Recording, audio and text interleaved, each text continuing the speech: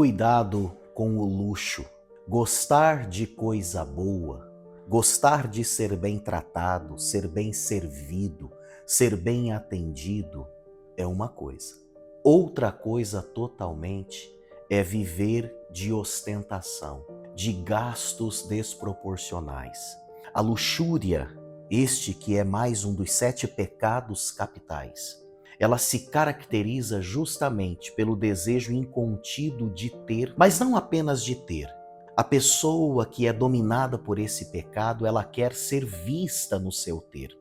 Por quê? Por uma ausência de um significado, de um propósito, de um sentido na vida, ela então se define por aquilo que ela tem, por aquilo que ela consegue ostentar. E hoje nós temos uma grande vitrine da ostentação, que é justamente a internet, as redes sociais. Quantas pessoas, muitos desses youtubers, rappers da vida, não estou dizendo que todos eles se encaixam nisso que eu estou falando, mas quantos saíram de uma situação paupérrima, de extrema miséria e hoje ostentam um luxo com carrões, com correntes de ouro muito grossas, enfim, por quê? Porque talvez ainda não conseguiram encontrar o equilíbrio que só Cristo traz na vida. A miséria não é boa, mas viver da luxúria também é pecado,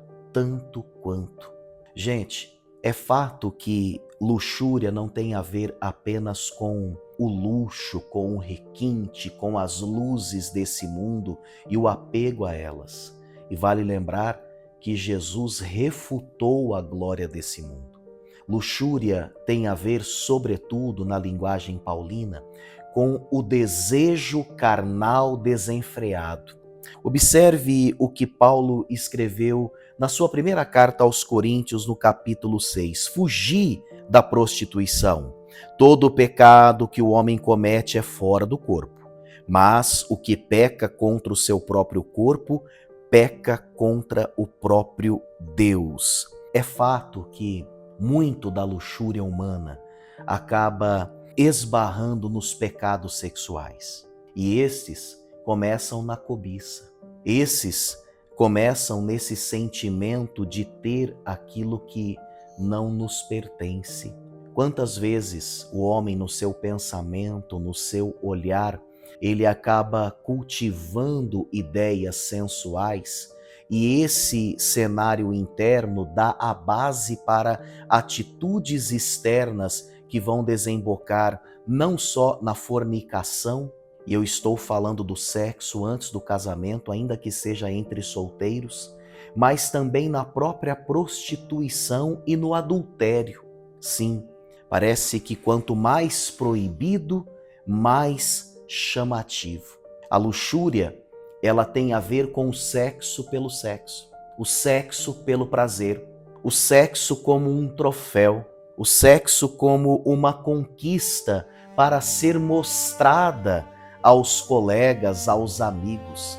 Alguém que de fato só consegue se impor porque conseguiu aliciar ou mesmo conquistar alguém.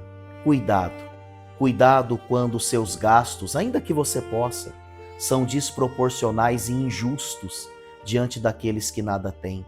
Quando eles ferem um estilo simples de vida, você pode ter muito dinheiro e colocar isso à disposição do reino de Deus e ainda assim cultivar a simplicidade.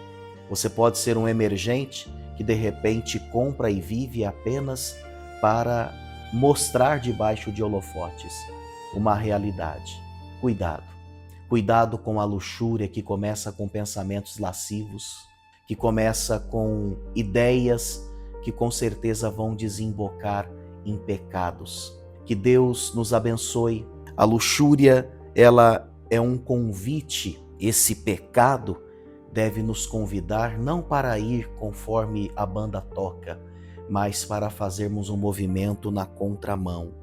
John Piper, no seu livro Vivendo na Luz, Dinheiro, Sexo e Poder, ele define a luxúria como a incredulidade, quando o ser humano ele comete o pecado sexual pela busca momentânea de uma satisfação nas coisas terrenas, no sexo, ao invés de confiar nas promessas de Deus. Reforce quem você é em Deus, aquilo que o Senhor te prometeu.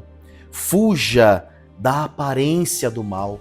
Desenvolva um relacionamento sério, um relacionamento confiável com uma única pessoa.